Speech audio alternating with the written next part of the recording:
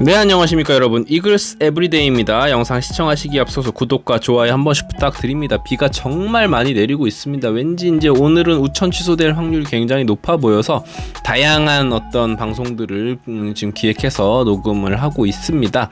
자, 샐러리 캡에 대한 이야기 먼저 해보겠습니다. 샐러리 캡이라는 게 이제 뭐냐면 1년 연봉 총액이 KBO에서 정한 액수를 넘어갈 시에 이제 벌금을 매긴다라고 이제 쉽게 설명을 드릴 수 있을 것 같아요. 그래서 기준을 한번 살펴보면 114억으로 지금 KBO는 책정이 되어 있습니다. 2025년까지 114억 원이 넘어갈 시에 어떻게 되냐면 첫 해 만약에 넘어간다. 만약에 이제 114억이 기준인데 120억을 썼다.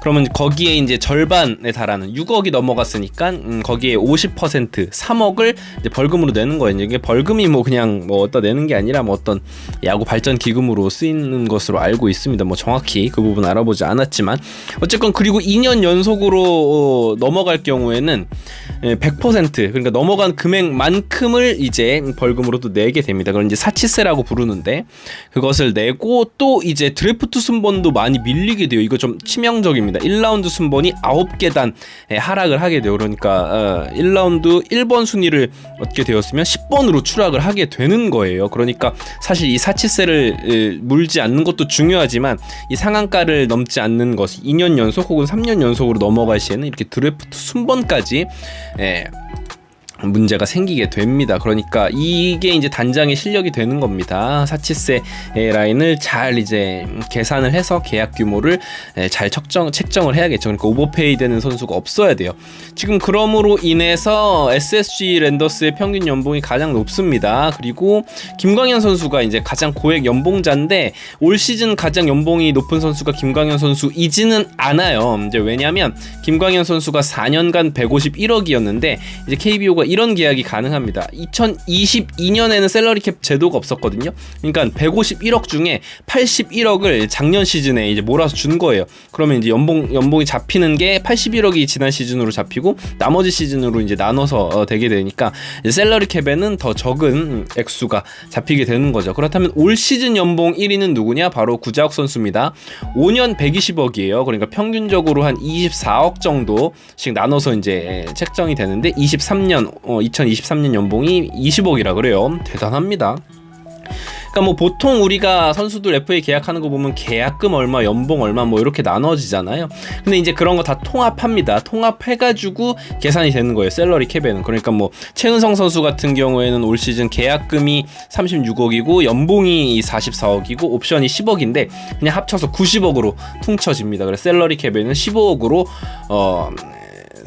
이렇게 계산이 된다라고 이해를 하시면 될 것 같아요. 그렇다면 이제 본격적으로 하나이글스의 선수들의 계약 총액들을 한번 연봉들을 알아보도록 하겠습니다. 이게 이제 연봉을 보실 때 얘 이렇게 못하는데 이만큼 받네 이런 걸 볼 게 아니라 이 선수의 계약이 몇 년으로 잡혀 있고 그렇다면 우리 샐러리에 어떤 영향을 미치는지에 대해서 생각하시면서 보는 게 좋아요. 자, 포지션 최재훈 선수입니다. 5년 54억입니다. 즉 1년에 연간 이제 10억 조금 넘는 액수인데 지금 2년 올 시즌에 이제 계약 2년 차입니다. 3년이 더 남았죠. 그러니까 4, 5, 6, 2026년까지 계약이 돼 있고 저는 이 계약은 나쁘지 않다. 왜냐하면 최재훈 선수 급에 실제로 유강남 선수가 80억 계약을 했었잖아요. 그런 것을 미루어 봤을 때 굉장히 합리적인 액수로 잘 잡아 놓은 겁니다.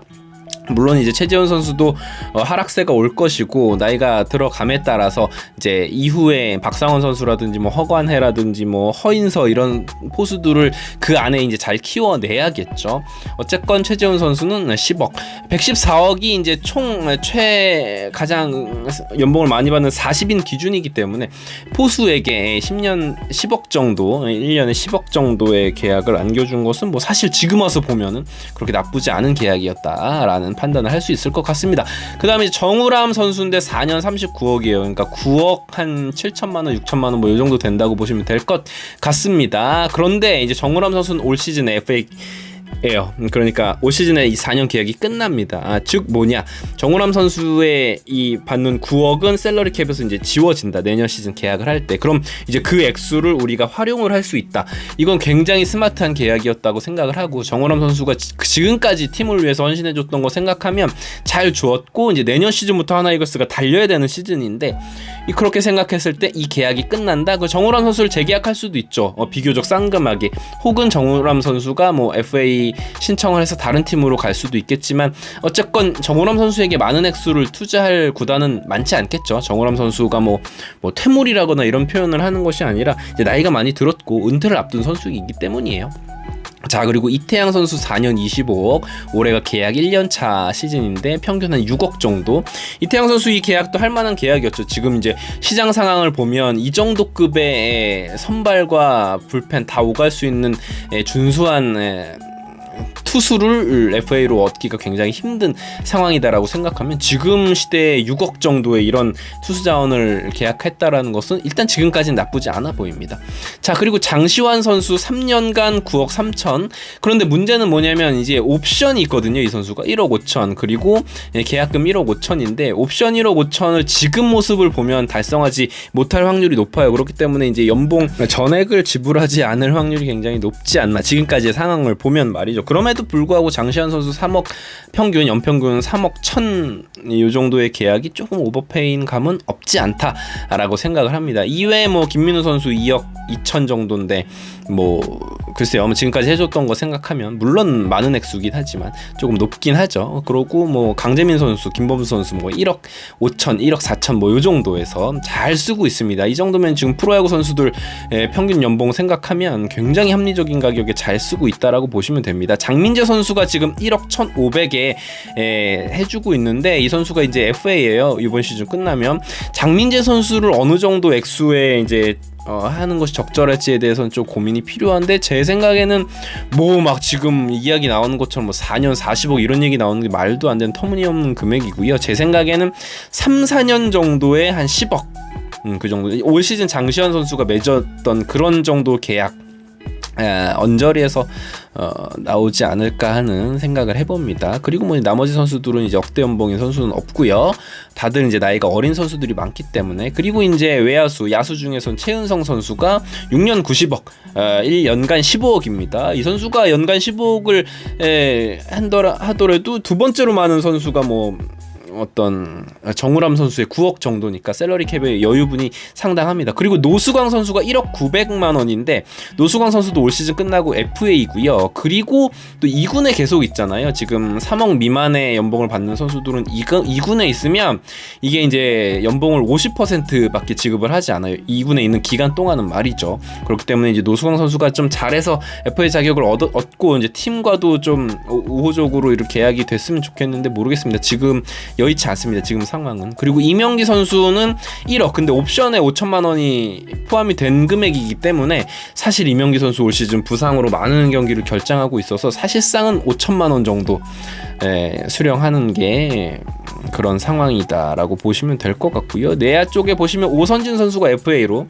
2년 최대 4억인데 이것도 이제 옵션이 걸려있는 부분이에요. 오선지 선수는 조금 이제 지켜봐야 될 것 같고요. 정은원 선수가 1억 1,800만 원, 뭐 올 시즌 활약만 놓고 보면 이것도 좀 많아 보이긴 하는데 FA 계약까지는 아직 몇 년이 남아 있는 상태고요. 노시환 선수도 1억 3천, 이건 헐값에 쓰고 있습니다. 지금 이게 이제 젊은 선수들이 많은 팀의 장점이에요. 이 선수들이 아직 FA 계약까지는 한 2, 3년 이상이 남아 있기 때문에 노시환 선수가 1억 3천에 지금 홈런왕 레이스 하고 있는 거 생각하면 진짜로 이 선수가 FA 되기 전에 어느 정도의 팀으로서의 구성을 맞춰야 된다라는 생각입니다. 하주석 선수가 50% 삭감된 금액이 1억에 지금 계약이 돼 있는데 돌아와서 이제 좀 본인의 퍼포먼스를 보여줘야겠죠. 하주석 선수는 지금 이제 경기 출전 수에 따라서 이번 시즌 끝나고 FA가 될 수도 있고 내년이 끝난 후에 FA가 될 수도 있는데 지금 하주석 선수는 쉽지 않습니다. 와서 진짜 잘해줘야 돼요. 그렇기 때문에 일단 그런 모습들을 봐야 됩니다. 지금 이제 살펴보셔서 알겠지만 선수들의 계약 규모가 굉장히 타 팀에 비해서 적어요. 실제로 2022년 기준 우리 팀의 연봉 총액이 한 50억 정도예요. 그러니까 한 60억 이상이 샐러리 캡에 여유분이 있다라는 것이죠. 그러니까 FA 계약을 하기까지 내년 시즌은 뭐 안치홍 선수도 있고 양석환 선수도 있고 뭐 전준우 선수도 FA 명단에 있고 뭐 함덕주 선수도 있고 이런데, 그리고 또 이제 우리가 류현진 선수가 내년이 될지 내후년이 될지 모르지만 일단 그 선수 류현진 선수도 반드시 계약을 해야 되는 부분이기 때문에 지금 셀러리 캡은 타 팀에 비해서 굉장히 넉넉한 상황이기는 합니다. 그런데 이거 그냥 넉넉하다고 막 쓰면 안 되고요. 이거 잘 머리 써서, 그리고 이제 FA 시장에 있어서도 굉장히 큰 손 역할을 할 수 있는 상황까지 왔어요. 그래서 올 시즌에 이 선수들의 연봉이 나름 지금 굉장히 저렴하고 합리적인 가격에 계약이 돼 있기 때문에 이런 것들을 잘 활용해서 남아있는 셀캡들을 활용하여 이제 좋은 FA들을 영입을 할 수 있었으면 좋겠습니다. 이게 이제 웃긴 게 KBO 리그가 상한선은 있는데 114억이란 상한선은 있는데 보통의 리그들이 하한선도 있거든요. 하한선이 있어야 돼요. 그래야지 이제 작정하고 돈 안 쓰는 구단들에게도 어느 정도의 페널티가 있어야 되거든요. 이제 근데 아직 하한선이 없어요.